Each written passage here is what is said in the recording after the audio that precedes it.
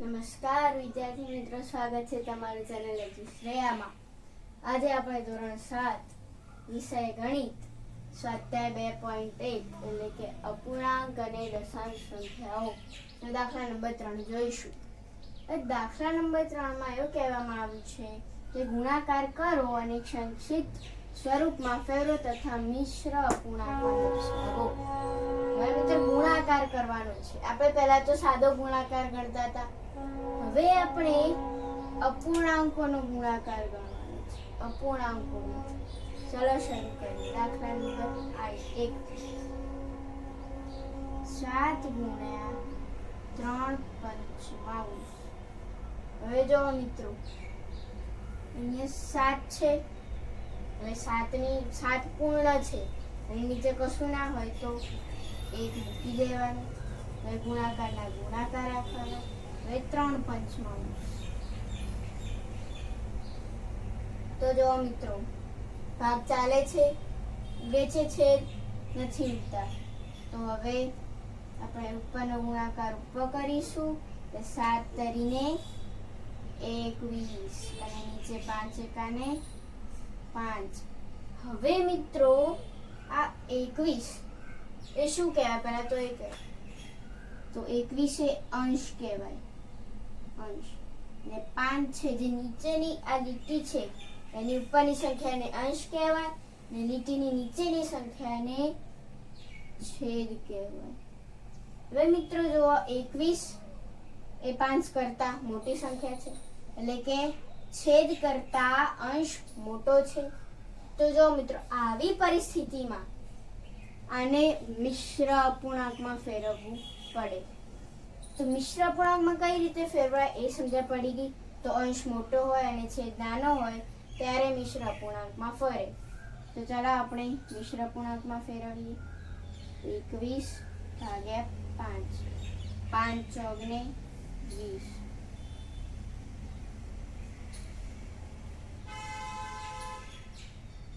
શૂન્ય મળી ગયો. હવે આપણે શું કરવાનું જોજો ધ્યાનથી. ઉપરની જે જવાબ આવે એને આપણે પૂર્ણ ગણીશું. પછી નીચે જે જવાબ આવે એને આપણે અંશ ગણીશું ને વચ્ચે તો લીટી કરી દેવાની.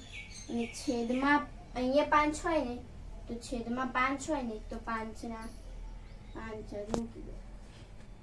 મળી ગયો. જવાબ આવશે 4 પૂર્ણાંક 1 પંચમાંશ. હવે મિત્રો આપણે દાખલા નંબર 2 તમારા હોમવર્ક છે. તો ચલો મિત્રો દાખલા નંબર 2 તમારા હોમવર્કમાં. અને હવે આપણે જોઈએ દાખલા નંબર 3.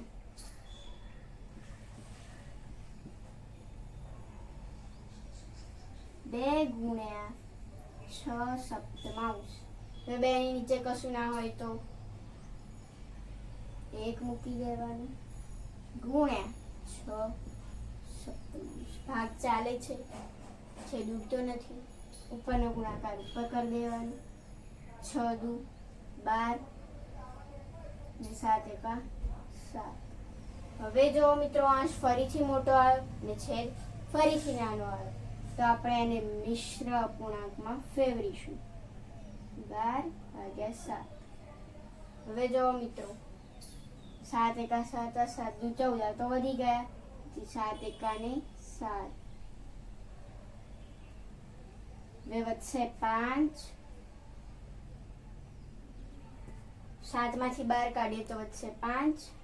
હવે ઉપરનો જે જવાબ આવે તે પૂર્ણ, નીચેનો જે શેષ વધે તે નીચે જે શેષ વધે તે 5 અંશ અને છેદમાં અહીંયા 7 હોય તો અહીંયા પણ 7 મૂકી દેવાનું. મળી ગયો જવાબ 1 પૂર્ણાંક 5 સપ્તમાંશ. હવે મિત્રો ચોથો દાખલો તમારા હોમવર્કમાં. હવે આપણે જોઈએ દાખલા નંબર 5.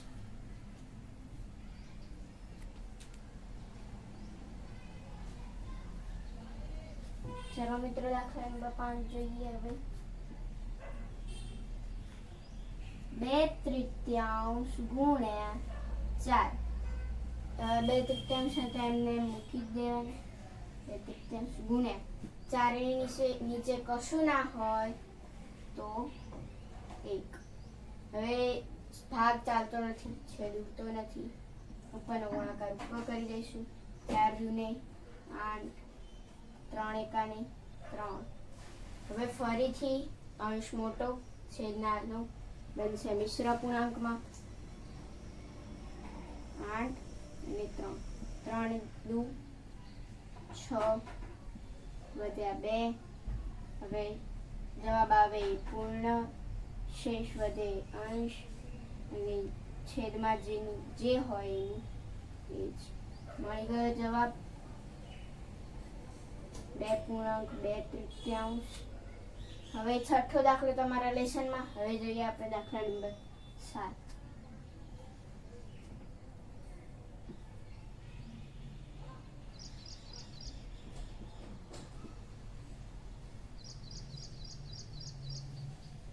અગિયાર ગુણ્યા 4 સપ્તમાંશ. હવે મિત્રો 11 ની નીચે કશું ના હોય તો 1 મૂકી દેવાનું ગુણ્યા 4 સપ્તમાંશ. હવે ભાગ તો ચાલતો નથી, છેદ ઉડતો નથી, ઉપરનો ગુણાકાર ઉપર કરીશું. 11 ચોકને 44, 7 એકાને 7. ફરીથી અંશ મોટો છેદ નાનો મિશ્ર પૂર્ણાંક 44 અને 7. 7 છંગને 42. 4 માંથી 2 જાય તો 2, 4 માંથી 4 જાય તો 0. જવાબ આવે પૂર્ણ, શેષ વધે અંશ અને છેદમાં 7 કે જેટલા અંક હોય એનું એ જ. હવે જવાબ મળ્યો 6.2 સપ્તમાંશ. હવે 8મો દાખલો તમારા લેસનમાં. જોઈએ 9મો દાખલો.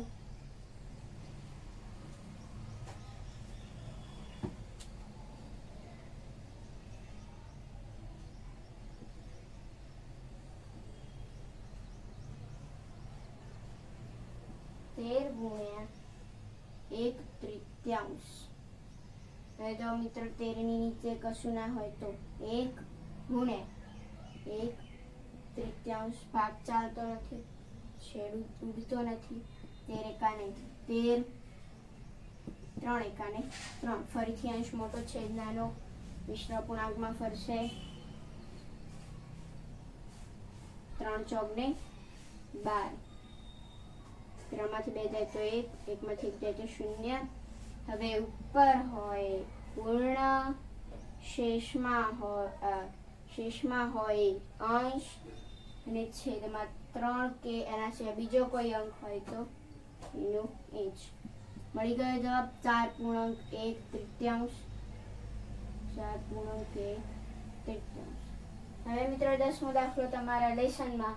ને હવે આપણે જોઈશું આના પછીનો દાખલા નંબર 3, 4 આના પછીના વિડીયોમાં. ત્યાં સુધી બને રહેજો ચેનલ શ્રેયામાં. ત્યાં સુધી નમસ્કાર.